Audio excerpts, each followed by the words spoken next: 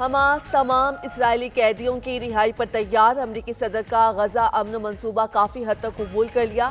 Hamas Gaza غیر جانبدار فلسطینی ٹیکنوکریٹس کے حوالے کرنے پر بھی رضامند۔ عرب میڈیا کے مطابق حماس کا اسرائیل سے غزہ میں جنگ ختم کرنے اور اپنی فوجیں نکالنے کا مطالبہ۔ حماس نے کہا ٹرمپ کے منصوبے پر ثالثوں کے ذریعے بات چیت کے لیے تیار ہیں۔ غزہ کی پٹی کے مستقبل کے حوالے سے بین الاقوامی قوانین اور قراردادوں پر عمل ہونا چاہیے۔ تمام معاملات کو جامع فلسطینی قومی فریم ورک کے ذریعے حل کیا جائے گا۔ غزہ کے معاملات میں ذمہ داریاں پوری کریں گے۔ حماس نے ٹرمپ کے غزہ منصوبے پر جواب ثالثوں کو پیش کر دیا۔ امریکی صدر نے حماس کو معاہدہ قبول کرنے کے لیے اتوار تک مہلت دی تھی۔ ٹرمپ نے معاہدہ نہ ہونے پر حماس پر حملے کی دھمکی دی تھی۔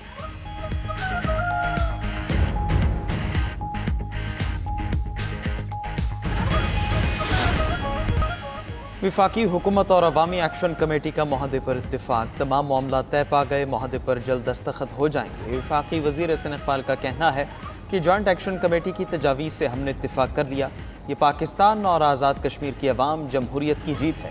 بڑے پیمانے پر خون ریزی اور بدامنی چاہنے والے ناکام ہو گئے۔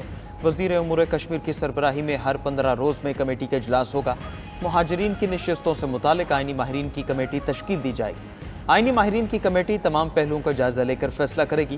کمیٹی کے جائزے کے بعد جو فیصلہ کیا جائے گا وہ سب کو قبول ہوگا۔ وفاقی وزیر طارق فضل چودھری کا کہنا ہے کہ آزاد کشمیر کی ایکشن کمیٹی سے معاملہ طے پا گئے ہیں۔ جلد حتمی معاہدے پر دستخط متوقع ہیں۔ عوامی مفادات اور امن ہماری ترجیح ہے۔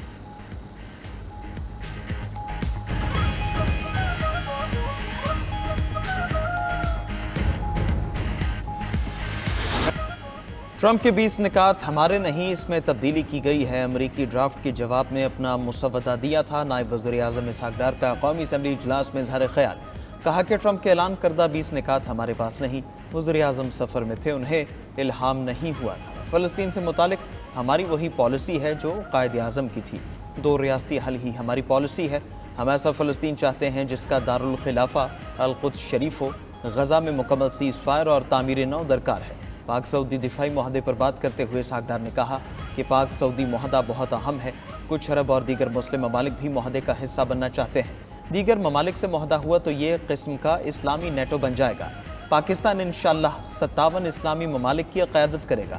وزیر اعظم معاہدے کی تفصیلات عوام کے سامنے رکھیں گے۔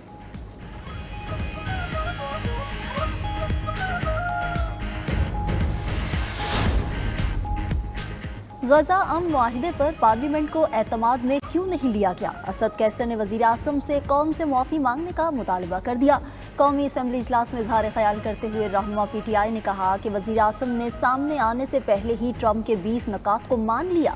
وزیر اعظم نے ٹویٹ کر کے پاکستانیوں کے سر شرم سے جھکا دیے۔ کیا 8 اسلامی ممالک کے ایک بھی سربراہ نے ٹویٹ کیا؟ معاہدے کے لیے فلسطین کی رائے کو کوئی اہمیت نہیں دی گئی۔ اسرائیل کو کسی صورت تسلیم نہیں کریں گے۔ اسحاق ڈار نے کھل کر بات نہیں کی۔ حساس معاملے پر آئیں بائیں شائیں کیا جا رہا ہے۔ اہم فیصلے پردے کے پیچھے طے کیے جا رہے ہیں۔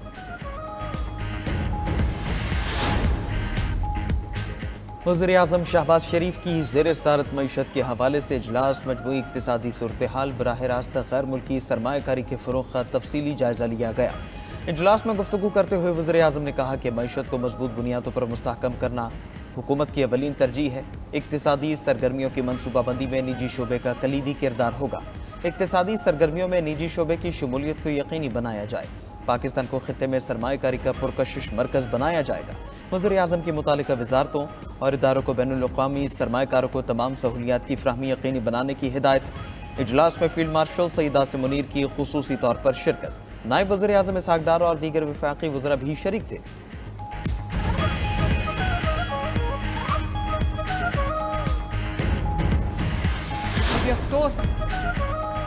اسرائیل نے گلوبل سموت فلوٹیلا کے 4 اطالوی اراکین کو ملک بدر کر دیا۔ اسرائیلی وزارت خارجہ کا کہنا ہے کہ باقی قیدیوں کو بھی جلد ملک بدر کرنے کی تیاری کی جا رہی ہے۔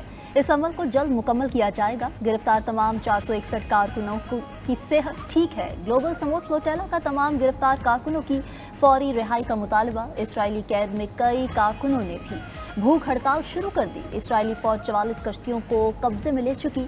कश्तियों में सवार तकरीबन 500 कारकुनान को गिरफ्तार किया जा चुका। हिरासत में लिए गए अफराद में पाकिस्तान के साबिक सेनेटर मुश्ताक अहमद खान भी शामिल। फ्लोटेला अराकीन की गिरफ्तारी के खिलाफ बांग्लादेश में शदीद एहतजाज। दारुल हुकूमत ढाका में जुम्मे की नमाज के बाद हजारों अफराद सड़कों पर निकल आए। मुजाहिरीन ने फलस्तीनी परचम उठाकर इसराइल मुखालिफ नारे लगाए।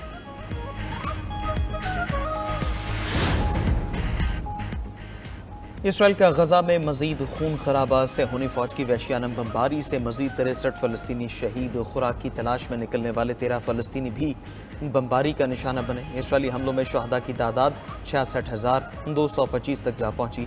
एक माह के दौरान गजा शहर से 4 लाख फलस्तीनियों का इनखिला। आलमी इदारे भी इसराइली बर्बरियत के सामने बेबस।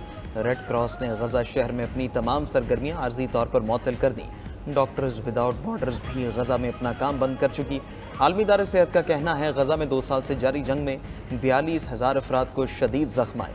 जंग में अब तक गजा के 1,67,000 अफराद जख्मी हुए। जख्मियों को कई साल तक देखभाल की जरूरत रहेगी।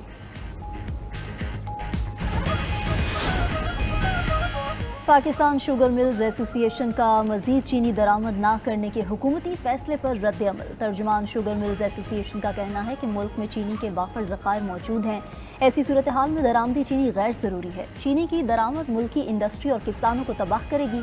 हुकूमत ने शुगर इंडस्ट्री की अपीलें नज़रअंदाज कर दी। माली बहरान से निकलने के लिए मकामी चीनी स्टॉक्स का ख़त्म होना ज़रूरी है। सैलाबी पानी खड़ा है, गन्ने की कटाई मुमकिन नहीं। हुकूमत सब्सिडी देकर दरामदी चीनी सस्ती बेच रही है। FBR पोर्टल बंद करके हुकूमत अपनी चीनी फरोख्त कर रही है। हुकूमत किसानों और इंडस्ट्री के लिए मुस्बत फैसले करे। अमेरिका का वेनेजुएला के करीब बैनुल-अक़वामी पानी में एक और कश्ती पर हमला। अमेरिकी वज़ीर दिफा पीट हेग्सेथ ने हमले की तस्दीक कर दी। कहा कि सदर ट्रंप के हुक्म पर मनशियात ले जाने वाली कश्ती पर हमले की हिदायत की। हमले में 4 मनशियात फरोश हलाक हो गए। कश्ती में बड़ी मिक़दार में मनशियात ले जाई जा रही थी।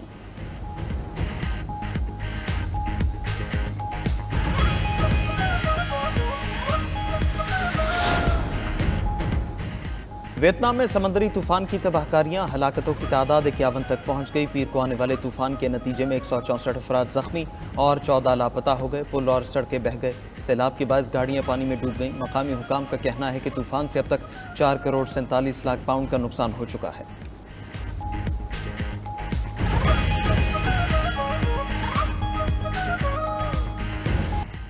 हमास ने ट्रंप के गजा मंसूबे पर अपना जवाब सालिसों को पेश कर दिया। हमास ने तमाम इस्राएली कैदियों की रिहाई पर आमादगी जाहिर कर दी।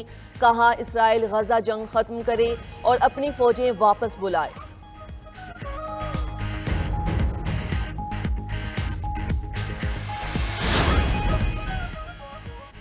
अमरीकी सेनेट में रिपब्लिकन पार्टी का हुकूमती फंडिंग बिल नामंजूर। फंडिंग बिल के हक में 44 मुखालिफत में 54 वोट कास्ट हुए।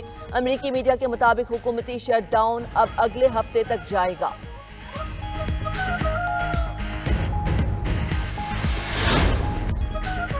हमास के बयान से लगता है वो पायदार अमन के लिए तैयार है। अमेरिकी सदर ट्रंप का सोशल मीडिया पर बयान। कहा कैदियों की महफूज रिहाई के लिए इसराइल को गजा पर बमबारी फौरी रोक देना चाहिए। फिलहाल हालात बहुत खतरनाक हैं। तफसीलात तय करने के लिए बातचीत में मसरूफ हैं। मामला सिर्फ गजा तक महदूद नहीं, पूरे मशरिक़ वुस्ता में देरीना अमन से मुतल्लिक है। अमेरिकी सदर ने हमास को मुआहदा कबूल करने के लिए इतवार तक मोहलत दी थी। ट्रंप ने मुआहदा न होने पर हमास पर हमले की धमकी भी दी थी।